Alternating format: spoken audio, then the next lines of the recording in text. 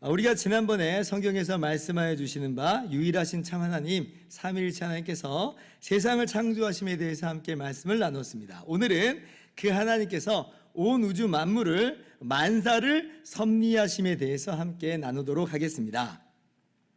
자, 헤르만 바빙크는 이 섭리는 창조와 직접 결합되어 있다.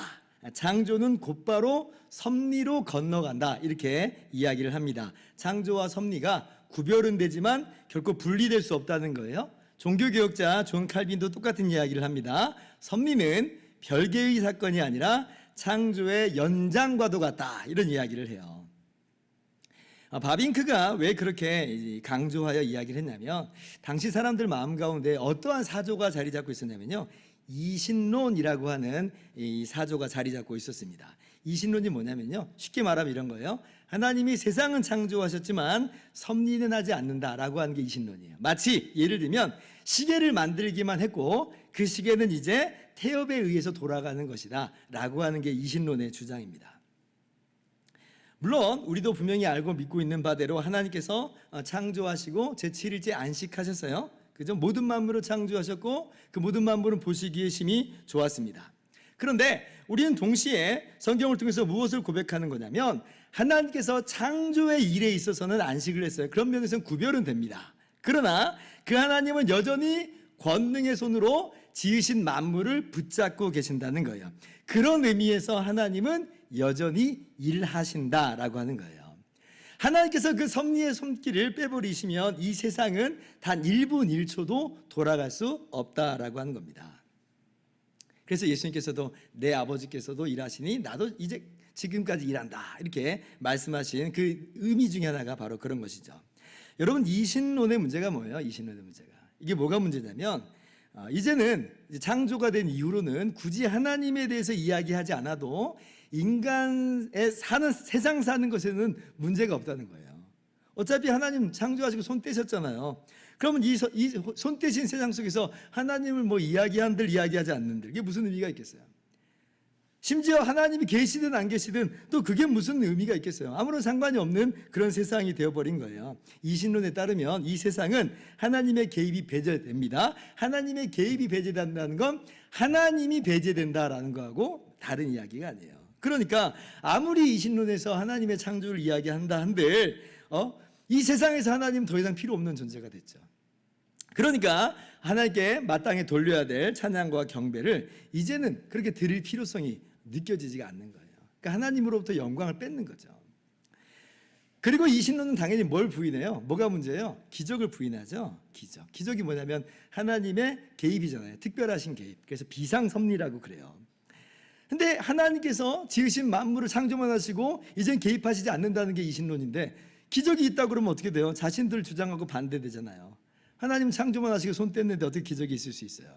그러니까 이 이신론은 그 당시에 합리주의적인 그런 사고 구조에 자기 신앙을 맞춰간 거예요. 기적을 믿지 않고 받아들이지 않는 겁니다. 자율적으로 돌아가는 세상을 말하고 있는 거예요.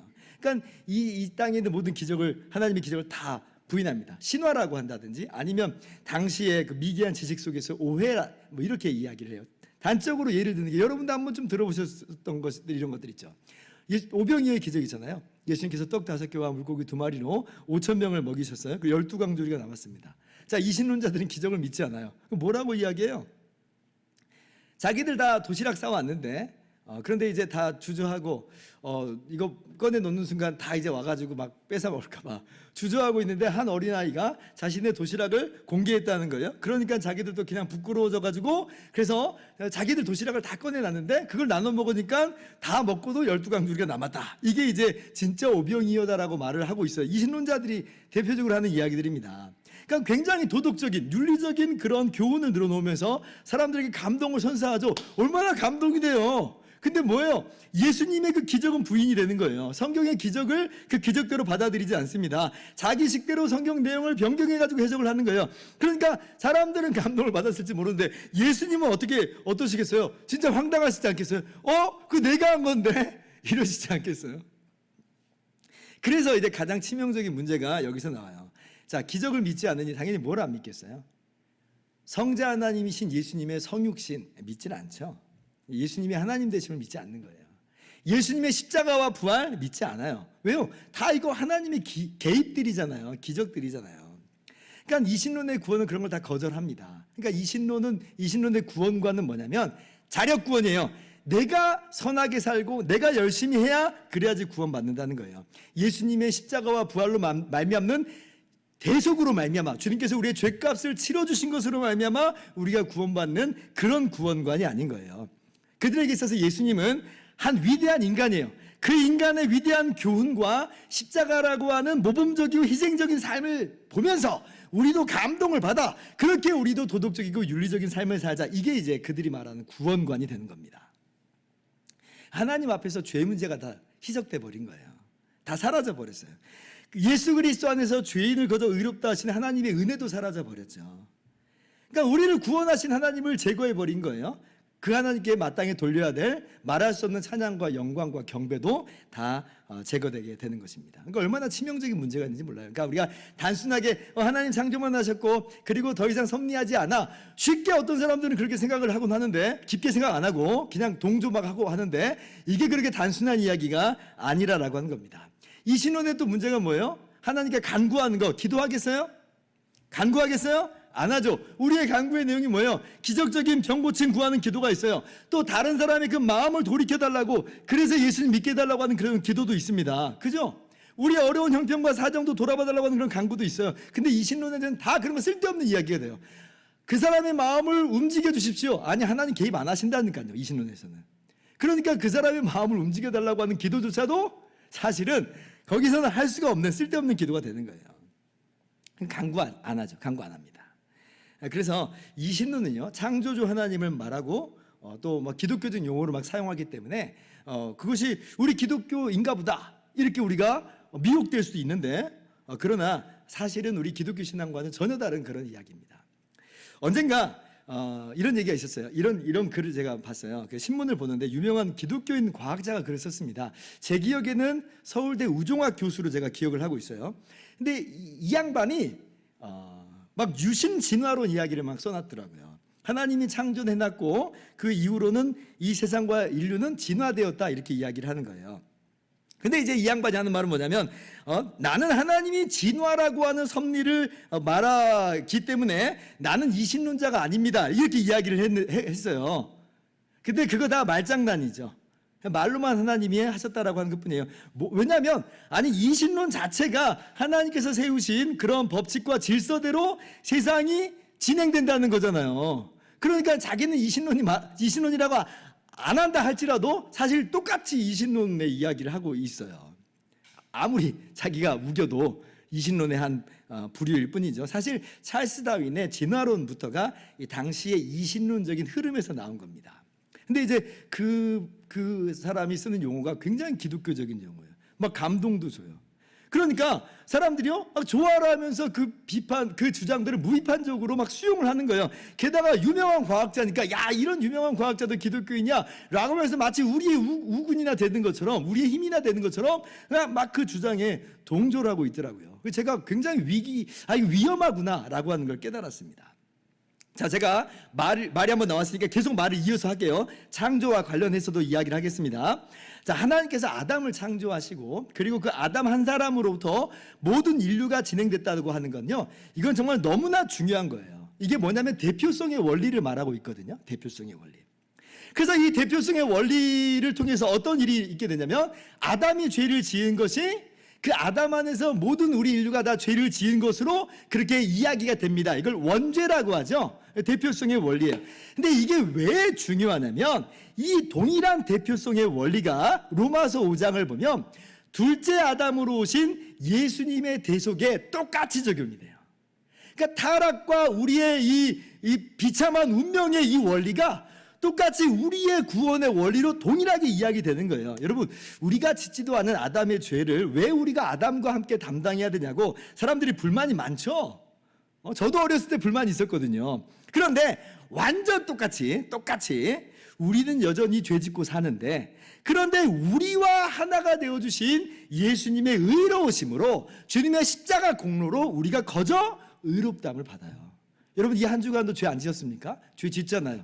근데 어떻게 우리가 의롭다함을 얻었다라고 이야기할 수 있는 거예요? 다른 이유가 아니에요. 우리의 행위로서가 아니에요. 오직 예수님의 의로움으로 말미암아 우리의 머리가 되신, 우리의 대표가 되신 예수님으로 말미암아 우리가 그저 의롭다함을 얻는 거예요. 똑같은 원리를 하는 거예요. 자, 그런데 이 아담의 대표성이 깨져버리면 이제 어떻게 돼요? 그냥 그 인류는 다 제각각이 되는 겁니다. 다 자기 죄로 자기가 죽는 형국이에요. 그렇게 되면 예수님의 대표성도 확보될 수가 없는 거예요. 예수님도 그냥 하나의 개체일 뿐이에요. 그러면 예수님도 그냥 하나의 개체일 뿐인데 이 몇십억이나 되는 거대한 집단을 어떻게 대신한다라고 말을 할 수가 있느냐라고 하는 것입니다. 그래도 뭐 예수님은 집단을 대표하실 수 있겠지. 예수님은 하나님이시잖아. 자, 그런데 그게 근거가 없게 되는 거예요. 성경은 아담의 대표성을 이야기하면서 예수님의 대표성을 이야기하는 거예요. 아담의 대표성을 빼버리면 예수님의 대표성이라는 건 그야말로 갑툭튀가 됩니다. 여러분, 갑툭튀가 뭔지 아시죠? 갑자기 툭 튀어나온 그렇게 되는 거예요. 그러면 아마도 사단이 제일 먼저 손들고 반대할 거예요. 그런 게 어디 있습니까? 라고 이야기하겠죠.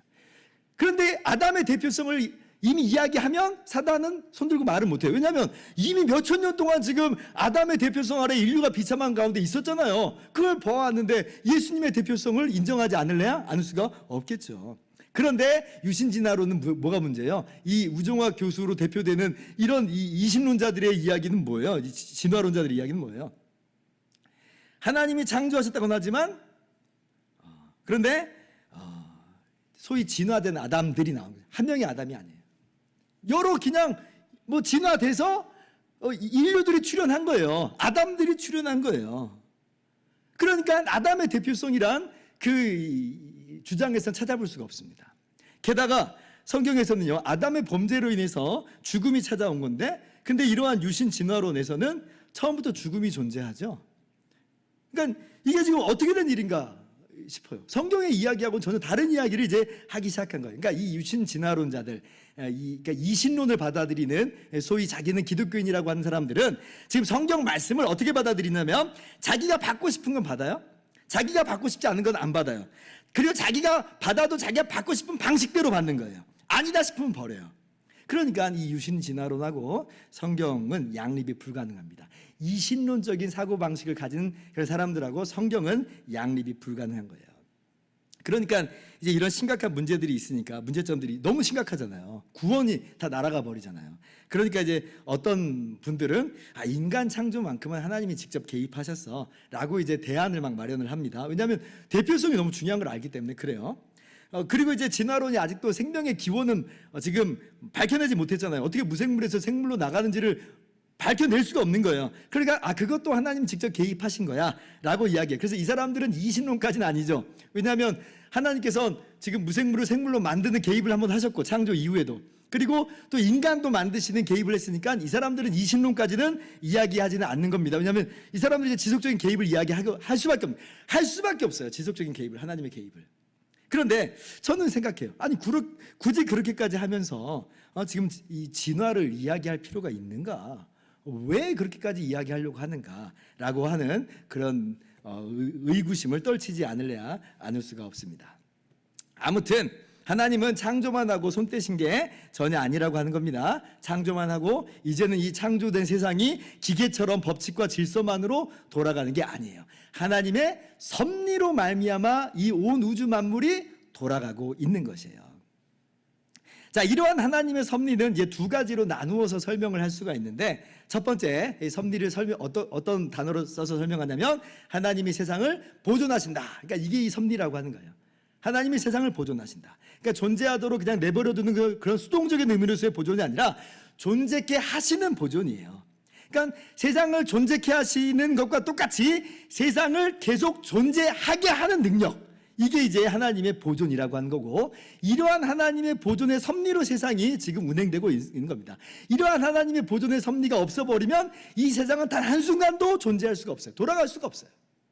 히브리서 1장 2절 3절 교독할게요. 이 모든 날 마지막에는 아들을 통하여 우리에게 말씀하셨으니 이 아들을 만유의 상속자로 세우시고 또 그로 말미암아 모든 세계를 지으셨느니라.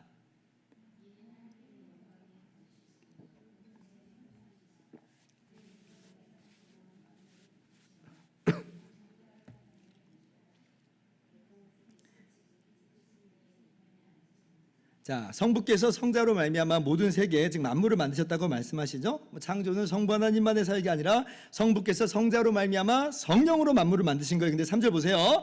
자, 그렇게 만드시고 손 떼셨다 그렇게 말씀하시지 않죠. 그의 능력의 말씀으로 만물을 붙드시며, 그러니까 성자께서 만물을 붙드세요. 창조만 하시는 게 아니라 만물을 붙드세요.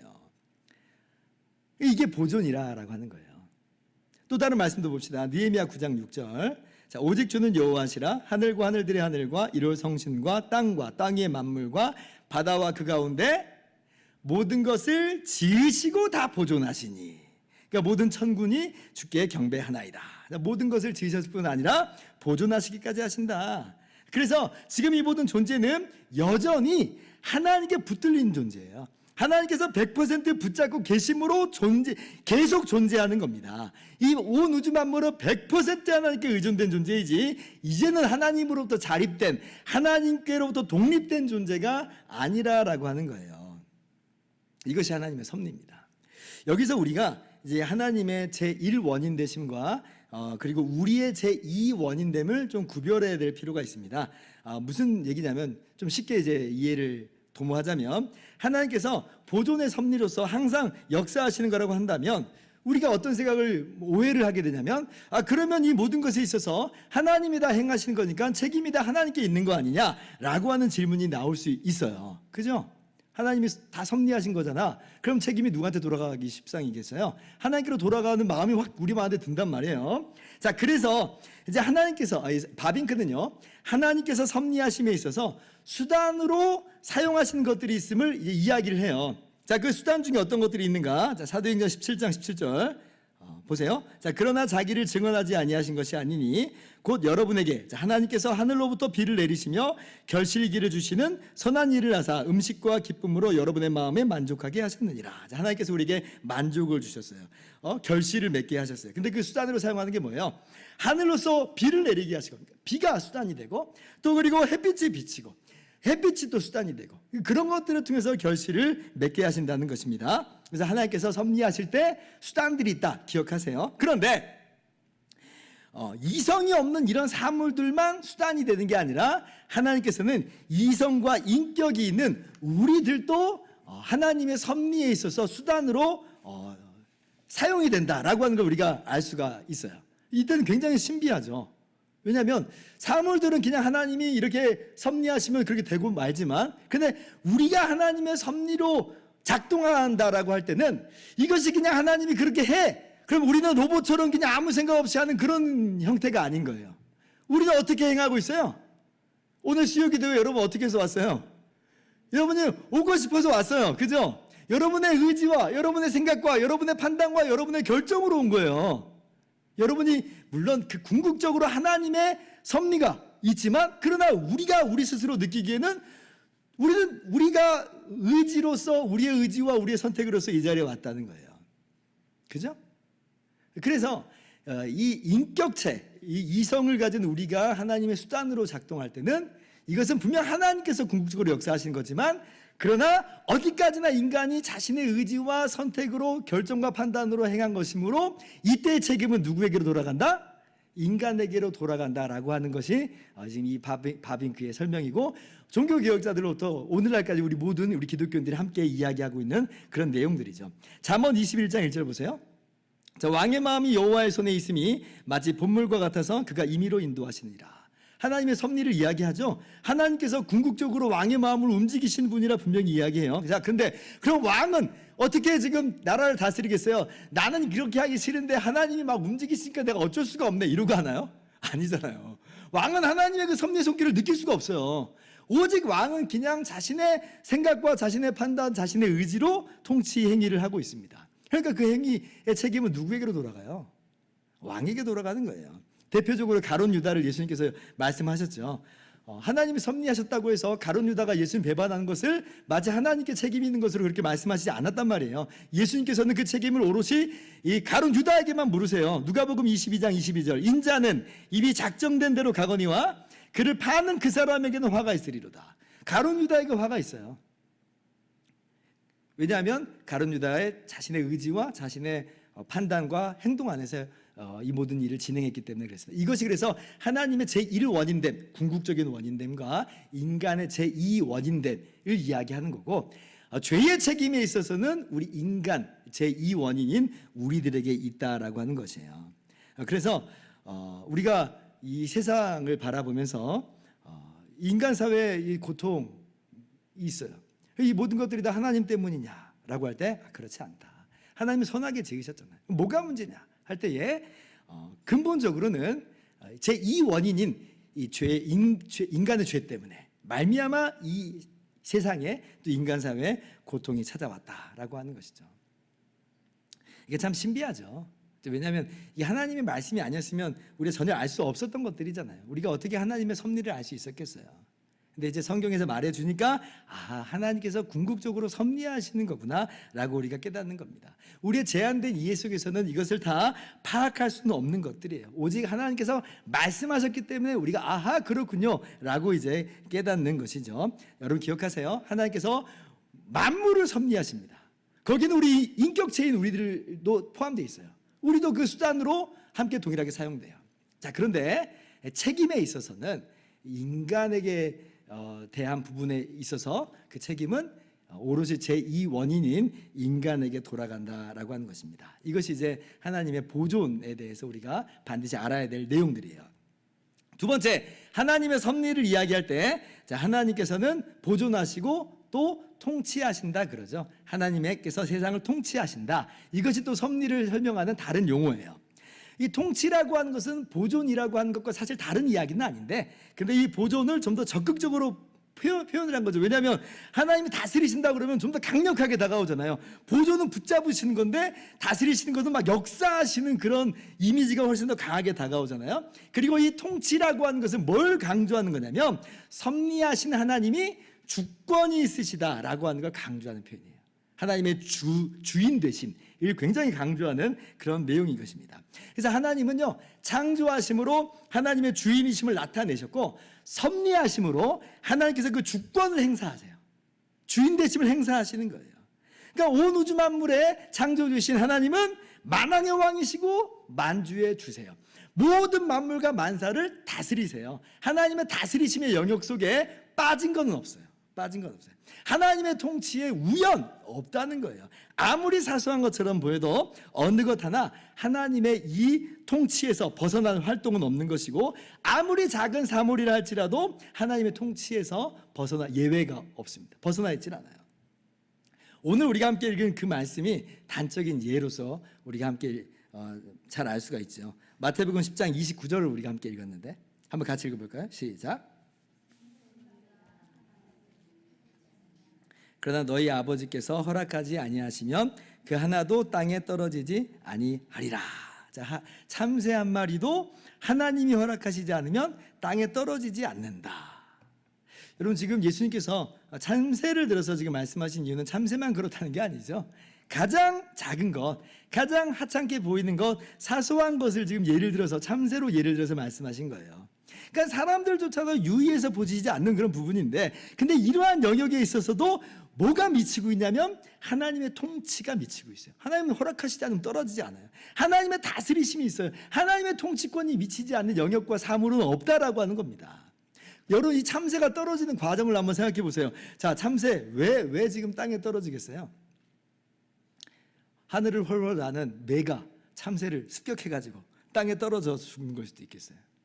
어쩌면 날씨가 갑자기 추워져가지고 참새가 얼어 죽어서 땅에 떨어진 걸 수도 있겠습니다. 아니면 참새가 이제 천수를 다 했어요.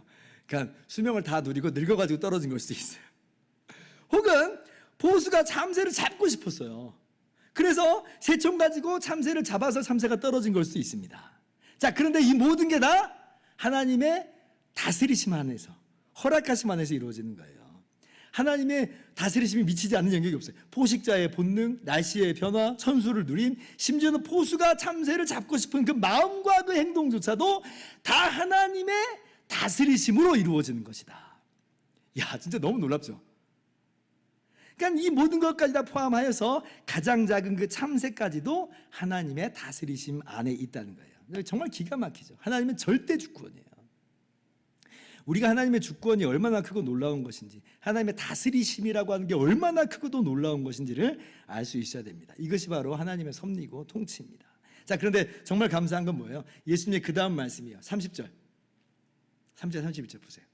같이 읽어볼까요? 시작. 너희에게는 머리털까지 다 세신 바 되었나니 두려워하지 말라. 너희는 많은 참새보다 귀하니라. 얼마나 이게 위로가 돼요. 모든 만물과 만사를 섭리하시는 하나님, 온 우주 만물과 만사를 보존하시고 통치 다스리시는 하나님께서 우리에게 두려워하지 말라고 하세요. 왜 두려워하지 않아도 돼요? 우리의 하나님, 우리 하나님은 모든 만물과 만사를 섭리하시는 하나님이기 때문에 그렇습니다. 너무나 좋으신 그 하나님이 바로 섭리하신 하나님이니 바로 여기에서 우리에게 큰 위로가 되는 거예요. 하나님께서요, 우리의 머리털 하나도 다 세시고 아신대요. 참새와도 마찬가지의 이야기예요. 머리털 굉장히 사소한 거잖아요.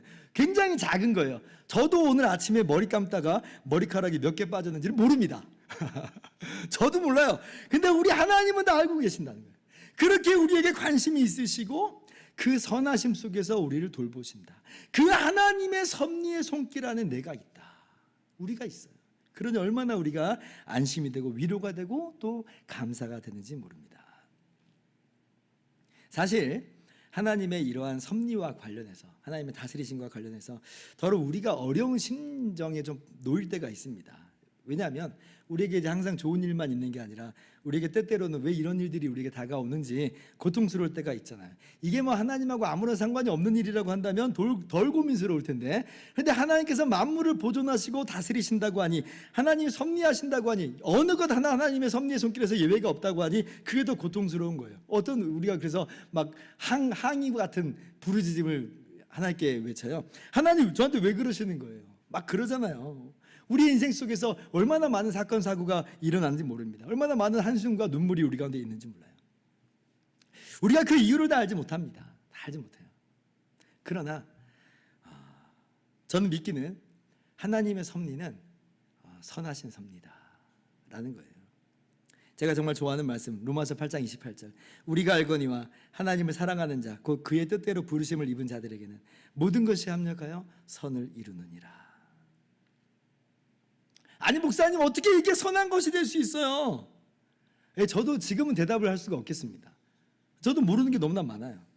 그러나 제가 분명하게 말씀드릴 수 있는 건 뭐냐면, 하나님의 다스리심이 우리에게 지극히 좋고 지극히 선하다라고 하는 분명한 확신이 저한테 있어요. 그건 뭐냐면 바로 예수님의 십자가예요. 예수님의 십자가.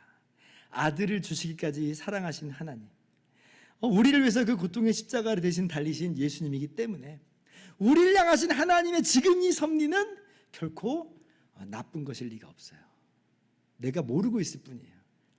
제가 다 파악을 못하고 있는 것 뿐이에요. 분명히 그러나 저는 믿기는 하나님의 그 사랑은 완전한 사랑이에요.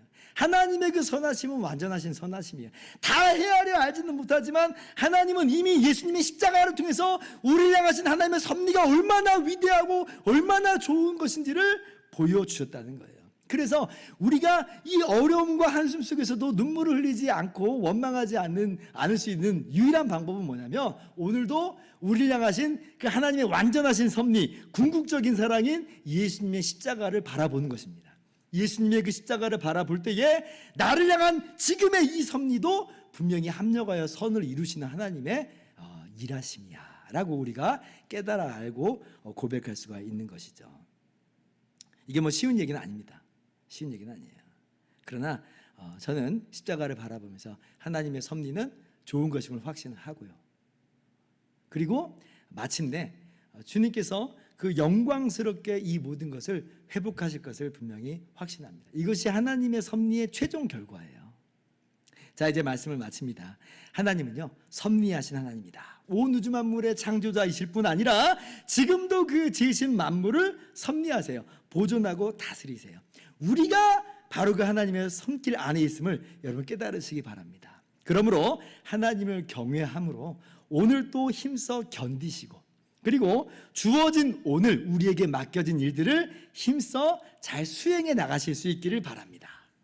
그리고 섭리하신 하나님께 문제가 있을 때는 어떻게 해야 되겠어요? 역사해 달라고 기도하면서 나가시는 저와 여러분들 되기를 바랍니다.